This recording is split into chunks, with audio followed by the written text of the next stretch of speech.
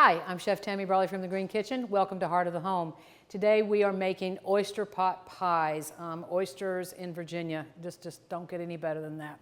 So I've already started rendering off some bacon, and we've rendered off the fat in our pan here. And what I'm going to do now is I'm going to add some chopped celery, chopped onions, and some garlic. I'm going to add that to our pan here.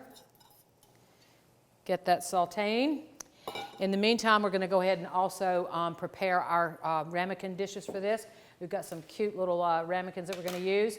I bought some basic, simple roll-out dough that you can get in your grocer.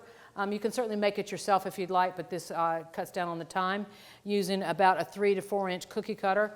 Really what you want is to measure your ramekin and how big it is. You want the crust to kind of go over the top. So I guessed on this one. We're going to make 4 pot pies today. We don't need the scraps, we just need the tops. All right, we are sauteing the onions and celery and garlic here. And in another pan next to me, I'm actually going to go ahead and melt some butter. You can use olive oil if you choose. I personally prefer butter.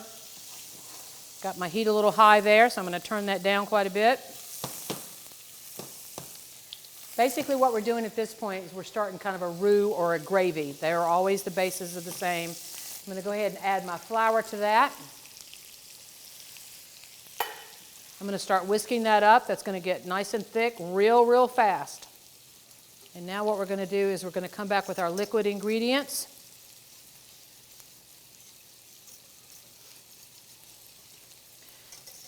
So we let that go. We're going to come back and we're going to add some vegetable broth. And it's still going to thicken up, and that's okay. That's what we want. And then we want some heavy cream.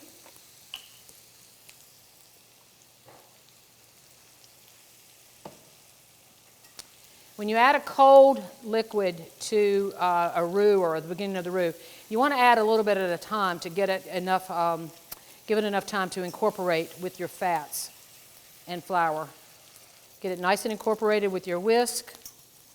This is really when I zone out in the kitchen when I'm making any sort of a gravy or a roux. I've got my heat turned way down because I was afraid it was going to be a little high. And we're going to stir up our vegetables. We're going to turn that down as well.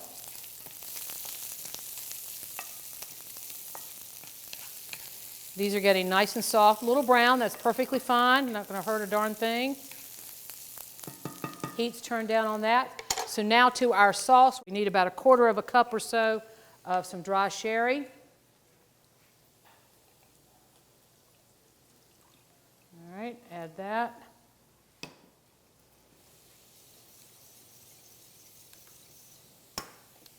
Now we're going to add some lemon juice.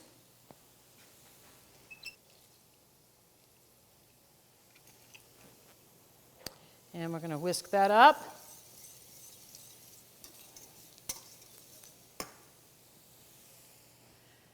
All right, now I'm actually going to add some fresh thyme to that. Some of the stems are actually quite soft. If they're soft enough to bite, then they're soft enough to go into your dish.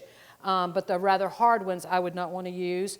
But the main point I'm telling you is that I don't take the time to chop the leaves. I think that's a waste of time, to be quite honest. So we're just going to put our thyme, our fresh thyme, and those soft stems in our sauce. We're going to add a little coriander, a little cayenne pepper, a little kosher salt,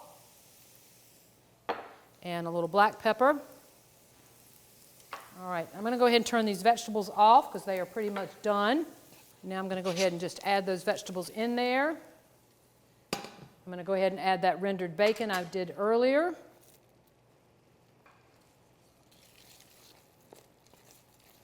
And what do you think the last ingredient is that I'm going to add? Those delicious Virginia oysters. These are little Wikamiko. I'm sure I'm abusing that, but anyway, these are delicious oysters from the eastern shore of Virginia. I'm actually just going to open the jar as you saw and go ahead and add everything to that cream sauce.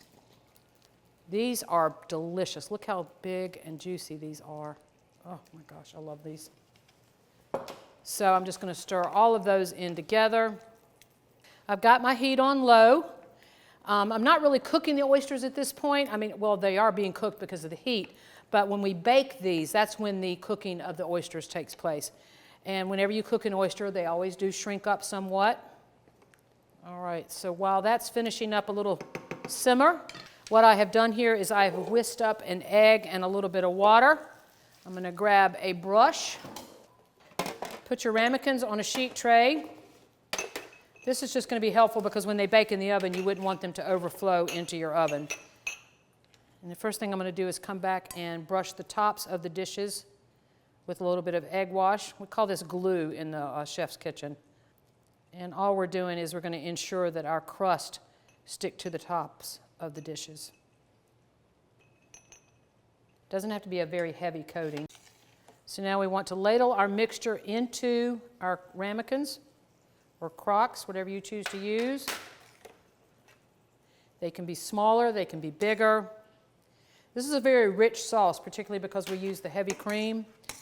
So smaller can be better when it comes to richness. You actually want to come back and brush that egg wash on the crust that's about to go on the bowl. Gives it a little extra assurance there.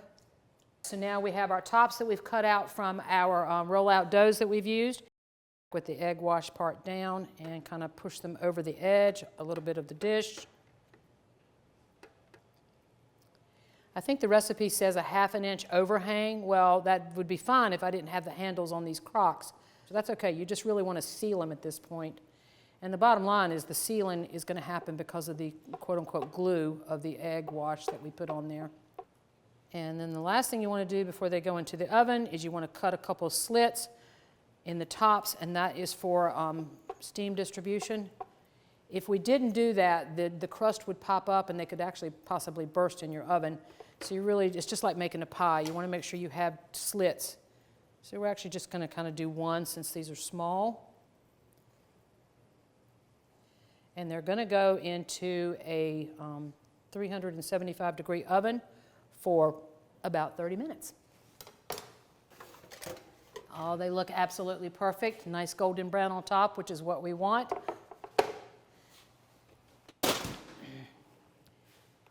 And there you have it, oyster pot pies. I'm Chef Tammy Brawley from the Green Kitchen. Join us next time on Heart of the Home. Recipes from the Heart of the Home can be found on the Virginia Farm Bureau website at vafb.com/recipes, as well as on Chef Tammy Brawley's website at greenkitchenrichmond.com.